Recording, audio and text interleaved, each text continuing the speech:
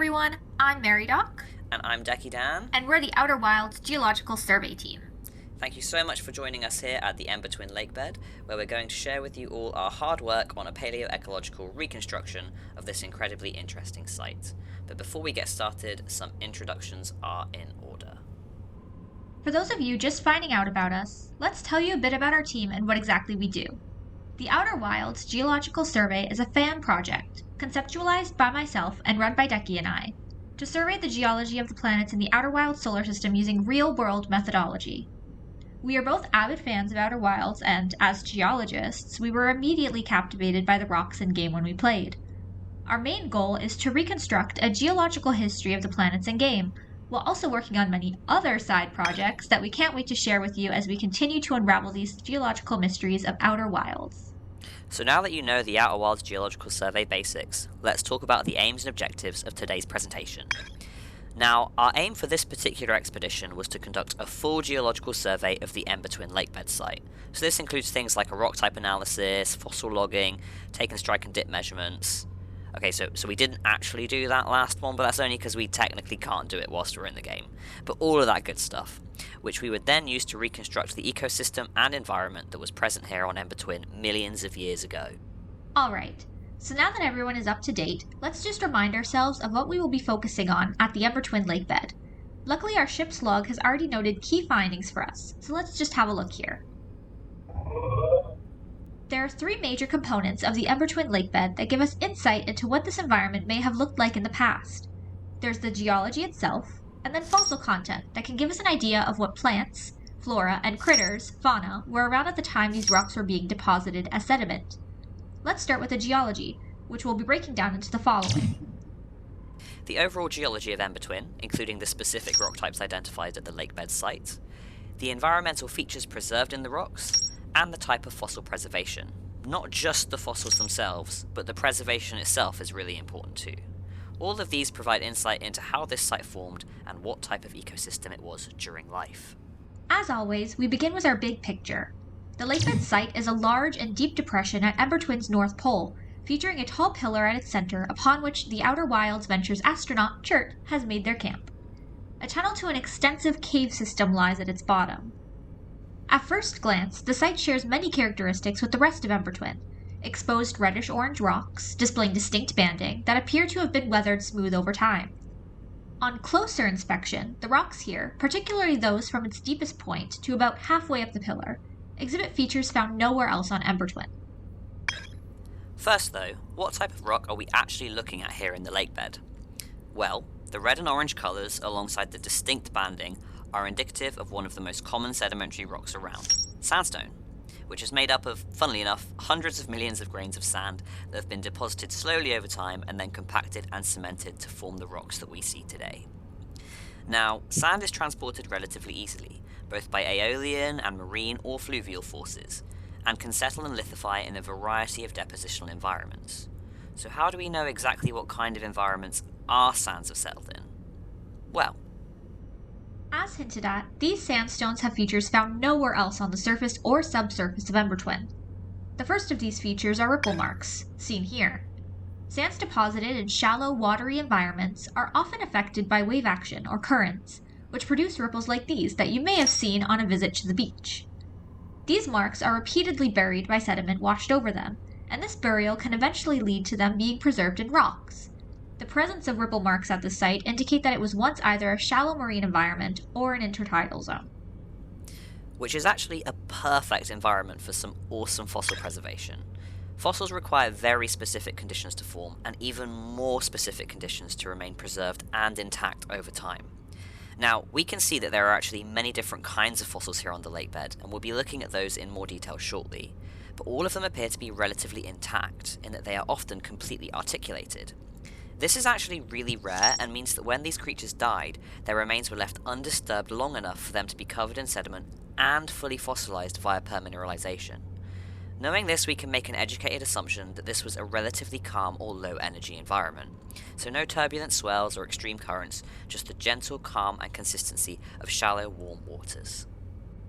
Speaking of fossils, let's take a closer look at what may have been inhabiting these waters, and we're going to begin with the flora. There are three main species of flora in the Ember Twin Lakebed: seaweed, seagrass, and algae. Quick disclaimer, we've gone ahead and named these fossils, as you can see here, but since our samples of these fossils are limited, we can't actually be certain if they are indeed seaweeds or seagrasses, so these names are just for ease of conversation. In fact, all the real-world photographs we use in this section are from fossilized kelp specimens. Starting with the seaweed, we can see that it's a small plant with many branching structures and high density. If this were a real-world fossil, this is what it may have looked like. Our seagrass, however, takes on a notably different growth form, opting to grow tall with fewer branches. These different ways of investing in growth, being bushy and small versus being tall with less branches, would have allowed these plants to occupy the same space even with crowding, as both are maximizing their light-gathering capabilities in different ways. And finally, we have our algae, much shorter and stubbier with these wide branching structures to maximize the amount of light captured from their lower position on the seafloor. Again, the differences present in the algae in comparison to the seagrass or seaweed would allow for all of these species to coexist together. As a note, the presence of plant life in general is also indicative of a shallow marine environment, simply because of the closer proximity to the light. If you survive via photosynthesis, after all, you're not going to be surviving at great depths where no light can reach you. Now let's get on to the real exciting stuff, the animal fossils. We have split these into vertebrate and invertebrate categories respectively. Let's start with our invertebrates. I'm sure many of you have seen terrestrial isopods, but these crustaceans originated in the oceans.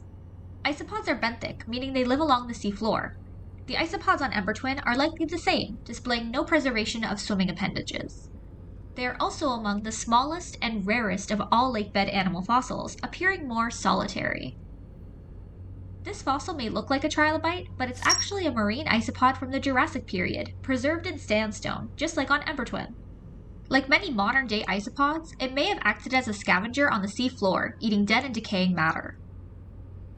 Now, we had a bit of trouble classifying these funny-looking critters, but we eventually arrived at the conclusion that these are Ember Twin's very own sea fleas, a type of marine crustacean that thrive both as benthic and pelagic inhabitants, likely swimming through the shallow waters or settling on a rock to filter feed with their specialized feeding appendages. The modern-day equivalents are really tiny creatures, but the Ember Twin variants could grow to impressive sizes.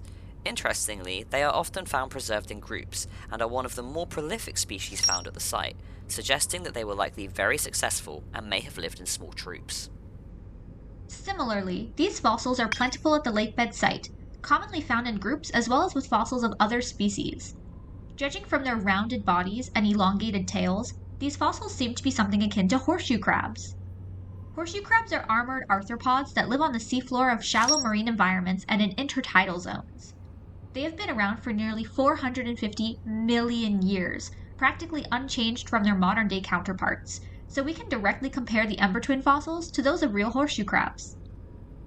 Our fossils appear much more heavily armored, indicating that they may have been highly predated on. But by what? Well, perhaps I can answer that question for you, Mary, as next up we have by far the most common and second largest species found at the lakebed site, the Ember Twin ammonites. Just like their real-world counterparts, these creatures could grow to huge sizes and were arguably one of the most successful predators within this ecosystem, predating on anything small enough to get tangled up in those tentacles.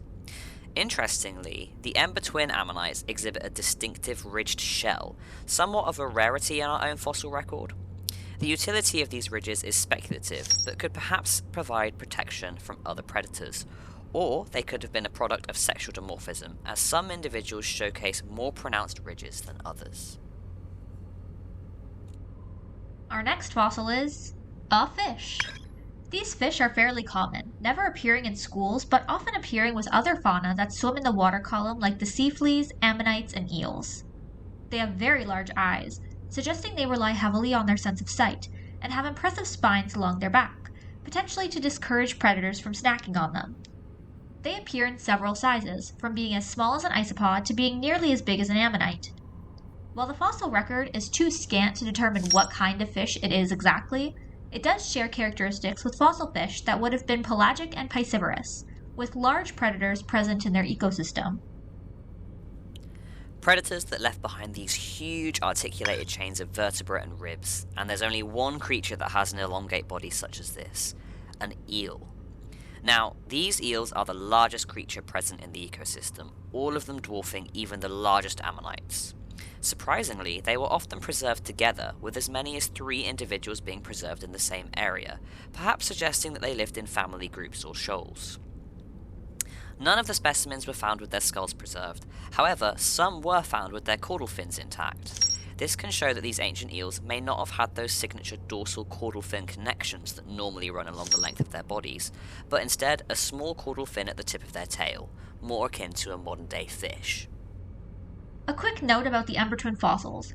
If you recall how sedimentary rocks, like sandstone, form, you may be scratching your head at the fossils at the lakebed site. If the beds have retained their horizontal orientation, shouldn't the fossils be lying flat along those planes instead of being visible along the walls? Why do they cross through multiple beds? Aren't those different depositional events? And you would be correct.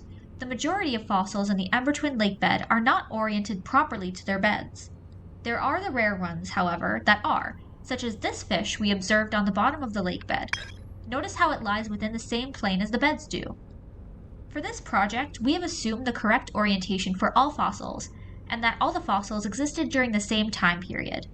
This helped us better constrain the environment and allowed us to imagine what Ember Twin may have looked like during this time, when all the fossils were living creatures sharing the same habitat.